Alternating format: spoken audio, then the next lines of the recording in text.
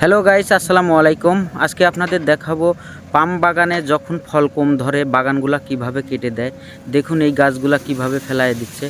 এই গাছগুলা প্রথমে এইভাবে ফেলালো, তারপরে দেখুন এইভাবে গাছের গোড়া থেকে শুরু করে গাছগুলো একদম কুচি কাটা করবে, মানে কুচি কুচি করে কেটে মাটির সাথে মিশিয়ে দেওয়ার জন্য ছোট ছোট করে পিস করবে। তবে এই মেশিনগুলার কি পরিমাণে ধার হইলে পারে এইভাবে গাছগুলা কাটে। দেখুন কি স্পিরিটে কাটে আর কি পাতলা পাতলা করে কাটছে, যাতে এক এক দুই মাসের মধ্যে এটা মাটির সাথে মিশে যায় আর এগুলা মিশে যাতে জৈব সারে পরিণত হয়।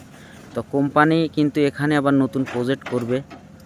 তো এখানে কিন্তু অল্প কিছু দিনের মধ্যেই আবার নতুন প্রজেক্ট শুরু হবে। এখানে কিন্তু পাম অয়েল গাছ আবার লাগানো হবে। আসলে পাম গাছের বয়স যখন বেশি হয়ে যায় তখন কিন্তু গাছে ফল কম ধরে আর ফলের সাইজগুলো ছোট হয়, তখন কিন্তু কোম্পানি এই গাছগুলা রাখে না। এখন এখানে এই গাছগুলা কেটে অল্প কিছু দিনের মধ্যে আবার নতুন প্রজেক্ট করবে কোম্পানি। তো সবাইকে অসংখ্য ধন্যবাদ ভিডিওর সাথে থাকার জন্য। সবাই ভালোবাসা দিয়ে পাশে থাকবেন। সবাইকে অসংখ্য ধন্যবাদ।